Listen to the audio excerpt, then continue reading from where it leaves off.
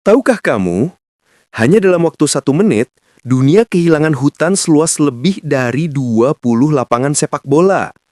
Dan sebagian besar kerusakan itu terjadi di negara tropis, termasuk Indonesia. Apa jadinya jika paru-paru dunia ini terus ditebangi?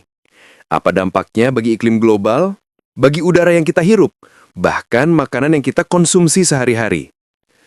Dan yang mengejutkan, meski Indonesia pernah dinobatkan sebagai salah satu negara dengan deforestasi terburuk di dunia, kini ada kabar baik yang bisa jadi harapan. Tapi, cukupkah itu? Apakah bumi benar-benar sedang pulih, atau kita hanya memperlambat kerusakan? Halo Sobat Bisa Kimia, hari ini kita akan membahas salah satu topik lingkungan paling penting dalam beberapa dekade terakhir, deforestasi di Indonesia.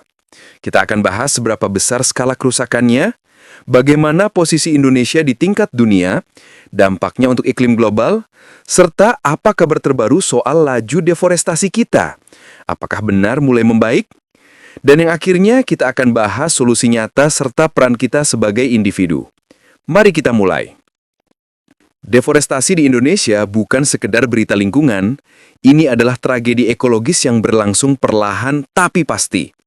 Bayangkan, dari tahun 1990 hingga 2020, Indonesia kehilangan lebih dari 28 juta hektar hutan. Itu setara dengan hampir seluruh pulau Sulawesi hilang dari peta hijau. Setiap tahunnya, selama dekade 2000-an, Indonesia rata-rata kehilangan antara 1 hingga 2 juta hektar hutan. Jumlah yang sangat mencengangkan. Tak heran jika dunia menyoroti Indonesia sebagai salah satu epicenter deforestasi global. Penyebabnya bukan satu, tapi kombinasi dari banyak faktor, mulai dari pembukaan lahan untuk kelapa sawit, pembalakan liar, kebakaran hutan, hingga proyek-proyek infrastruktur yang tidak mempertimbangkan dampak lingkungan. Bahkan, banyak praktik dilakukan di kawasan hutan lindung, taman nasional, dan lahan gambut yang seharusnya menjadi benteng terakhir penyimpan karbon. Dan kerusakannya bukan hanya terjadi di Kalimantan atau Sumatera. Wilayah timur Indonesia pun mulai terancam. Hutan-hutan di Papua yang selama ini terlindui oleh akses yang sulit, kini mulai dilirik oleh perusahaan besar. Jika tren ini terus berlanjut, maka kita tak hanya kehilangan pohon, tapi juga budaya, ekosistem, dan masa depan. Yang mengerikan, para ilmuwan memperingatkan, jika deforestasi di Indonesia tidak dihentikan atau setidaknya ditekan secara serius, maka sebagian besar hutan alam Indonesia bisa habis dalam 1 hingga 2 dekade ke depan. Menurut perhitungan Greenpeace, pada laju tertinggi deforestasi sebelumnya, Indonesia bisa kehilangan hampir seluruh hutan tropisnya sebelum tahun 2050. Artinya, generasi muda yang hari ini duduk di bangku sekolah bisa jadi menyaksikan hutan terakhir Indonesia hanya lewat dokumenter dan foto. Dan ini bukan sekedar kehilangan pemandangan indah. Kehilangan hutan berarti hilangnya penyimpan karbon alami, rusaknya sistem iklim lokal dan global, punahnya spesies langka, dan meningkatnya bencana seperti banjir, kekeringan, dan kebakaran hutan. Kita juga kehilangan potensi obat-obatan alami, makanan lokal, dan sumber mata pencarian jutaan masyarakat adat. Lebih jauh, deforestasi juga punya hubungan langsung dengan risiko pandemi. Hutan yang rusak membuka jalan bagi interaksi antara manusia dan satwa liar yang seharusnya terpisah. Dan seperti yang kita pelajari dari pandemi sebelumnya, zoonosis atau penularan virus dari hewan ke manusia bisa terjadi lebih mudah saat habitat alami dihancurkan. Dengan semua kenyataan ini, pertanyaannya bukan lagi apakah deforestasi itu berbahaya, tapi berapa waktu yang tersisa sebelum semuanya terlambat. Lalu, apa dampaknya jika deforestasi terus berlanjut? Bukan hanya Indonesia yang akan merasakan akibatnya, dunia akan kehilangan salah satu sistem penyerap karbon terpenting yang bisa melambat krisis iklim. Pemanasan global akan semakin cepat, cuaca ekstrim jadi makin sering, banjir, kekeringan, dan kebakaran hutan akan meningkat. Bahkan produksi pangan global bisa terganggu karena gangguan pada sistem klimat dan sistem pertanian. Tapi tidak semua berita buruk. Dalam beberapa tahun terakhir, laju deforestasi Indonesia menunjukkan tanda-tanda membaik.